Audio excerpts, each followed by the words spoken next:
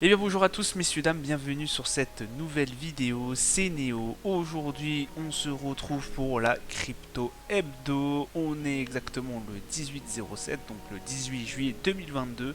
Nous avons un bitcoin qui a accroché la barre des 22 000 dollars, le bitcoin voilà, qui a fait plus 7% sur cette semaine, plus 6,99% exactement. Un Ethereum qui se porte beaucoup mieux, 1500 et quelques dollars. Un plus 30 environ de pourcents sur cette semaine aussi. Les marchés financiers ont eu un beau rebond là, les marchés traditionnels financiers ont eu un beau rebond, ce qui a aussi permis à du coup certaines crypto-monnaies de sortir du lot. Voilà, le Bitcoin 22 000 dollars, ça fait du bien parce que bon, on a eu un peu peur pendant certains moments. Je vous avoue, quand on a accroché la barre des 20 000, après on est redescendu à 17 000, 16 000, hop, ça remontait à 19 000, après 20 000, et puis bon, 22 000. Donc tant mieux, voilà. C'est. Est-ce que ça sera fini? Alors là, on me pose souvent cette question-là. Est-ce que c'est la fin? Est-ce que c'est la fin de cette crise? Est-ce que c'est la fin de ce crack? Euh, senti Mon sentiment, oui. Mais non. Voilà. Oui, j'ai un sentiment qui me fait penser que ça sera effectivement possiblement vraiment on a tapé le plus bas. Mais je n'ai rien pour vous l'étayer. C'est-à-dire que j'ai encore, voilà, on parle de crise immobilière au niveau chinois et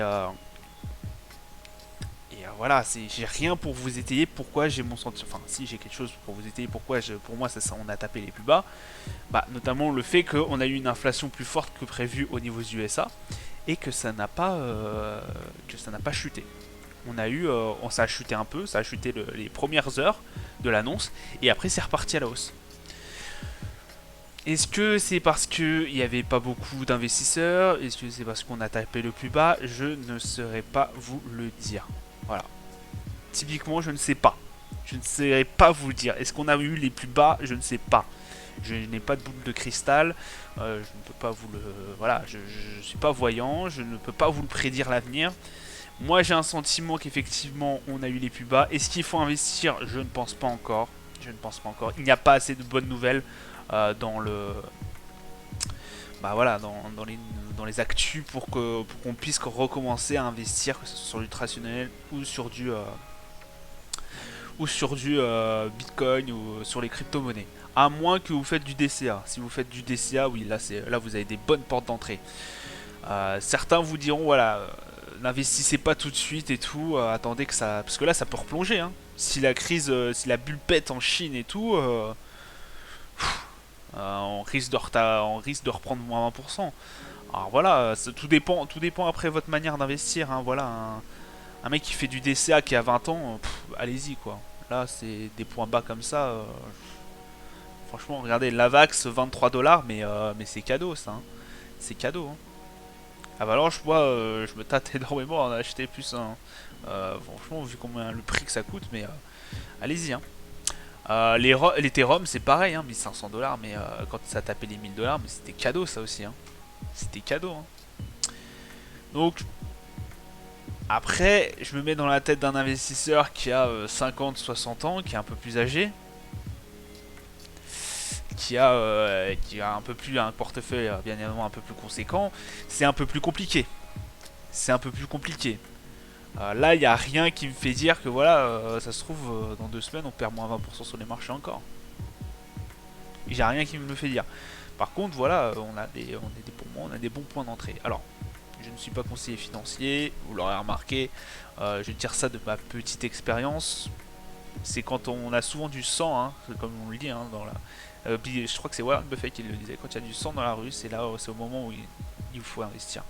Donc, écoutez, faites ce que vous voulez, mais voilà, on a quand même des belles entrées quand même qui sont présentes sur le marché, que ce soit sur le marché de la crypto-monnaie ou même sur les marchés traditionnels, on a des beaux points d'entrée. Voilà, je ferme cette parenthèse. Je n'en dirai pas plus de toute façon. On va passer aux actualités. Voilà. Et deux actualités qui se chevauchent, on va dire. Vous allez voir. La première qui me met en rage, qui me met en énorme rogne. Parce qu'en fait, on va encore passer je calme mes mots, mais pour des nuls, quoi, franchement. Dans son dernier rapport, la BCE rejette encore le stablecoin et les crypto-monnaies. On sait que Christine Lagarde adore les stablecoins et les crypto-monnaies. On sait franchement, elle investirait tout son pognon là-dedans, quoi, limite. Donc bref, du coup, elle a tenté, voilà, elle avait tenté de mettre en laisse un peu le Bitcoin, notamment avec la loi MiCA, hein, du coup, qui risque de poser d'énormes problèmes, un énorme pavé de réglementation et tout. Et donc la BCE, elle ne croit pas du tout, hein, voilà, je vous fais un peu le débrief, elle ne croit pas du tout en Bitcoin, dans les crypto-monnaies. De toute façon, dès qu'il y a eu le problème avec l'USDT, la BCE a sauté dessus, hein. Pour moi, la BCE veut prendre typiquement le contrôle de toutes les crypto-monnaies. Et à mon avis, elle va peut-être y arriver, hein. Elle va peut-être y arriver. Et parce qu'en fait, les banques centrales ne supportent pas que voilà, cette monnaie-là leur échappe, parce que bon, ils ont le contrôle des monnaies, hein. C'est eux qui contrôlent un peu voilà, les flux entrants et sortants des monnaies. Mais voilà, là, ils n'ont aucune main. Ils n'ont aucune main là-dessus, et ça leur pose énormément de problèmes. Donc, attendez, j'ai pas fini, hein. Ils ont dit quoi? Alors, ils ont dit la vitesse et le coût des transactions de la blockchain seraient inadaptés. Voilà. Elle veut une surveillance toujours plus accrue sur les crypto-monnaies. Donc en fait, je vous explique, hein, la loi MiCA, pour elle veut une loi MiCA 2.0. Voilà. Pour encore plus surveiller les cryptos, pour encore plus les maîtriser, quoi. Plus les brider, voilà, chercher le mot. La réserve fédérale de Cleveland, elle, a du coup demandé une enquête, auprès du Lightning Network, donc ce qui permet en fait, qui transforme les bitcoins en monnaie, hein, voilà, comme vous l'avez vu. C'est la seconde couche du coup du layer 2, hein, on le connaît tous. De quoi susciter du coup la curiosité de la banque centrale de Cleveland, et du coup elle a demandé un rapport à des chercheurs ayant étudié l'impact sur les réseaux LN pour Bitcoin. Le résultat est sans appel côté efficience déjà. Nous démontrons que l'utilisation du Lightning Network est associée à une réduction de la congestion du mempool, pool de mémoire, dans l'écosystème de Bitcoin, ainsi qu'à une baisse des frais de transaction. Alors, on se remémore, messieurs, dames. Voilà ce qu'a dit l'enquête au niveau de la réserve fédérale de Cleveland, donc c'est-à-dire aux États-Unis. Et voilà ce que nous sort la BCE, la vitesse et le coût des transactions blockchain seraient inadaptés. Voilà. Donc qu'est-ce qui va se passer, messieurs, dames? Qu'est-ce qui va se passer?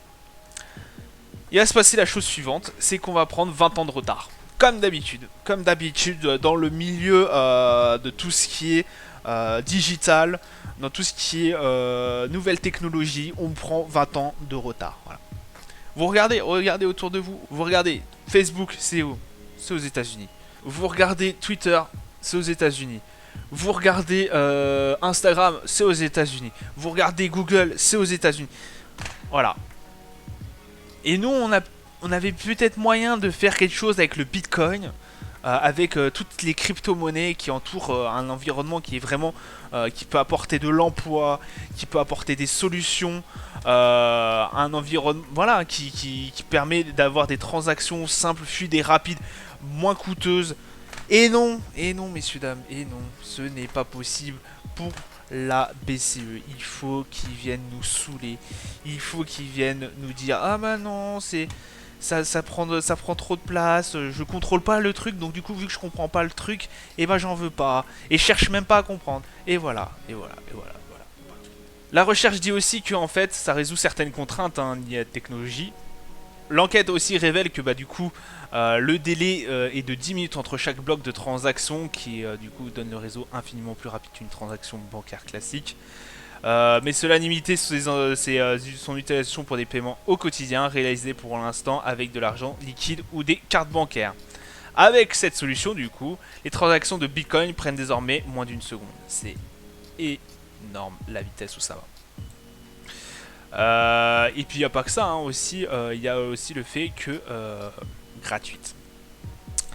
Le seul souci, hein, qu'il y avait dans ce rapport, c'est qu'effectivement, selon Rockefeller International, il faudra également que la valeur du Bitcoin se stabilise dans les 3 à 5 prochaines années, hein, parce que bien évidemment, on ne peut pas profiter de cette monnaie si celle-ci n'est pas stable. La dernière actu que je voulais vous faire partager, c'est OpenSea, messieurs dames. OpenSea qui licencie 20% de son personnel. On savait que OpenSea avait des graves difficultés avec ce qui s'est passé au niveau de ce petit crack.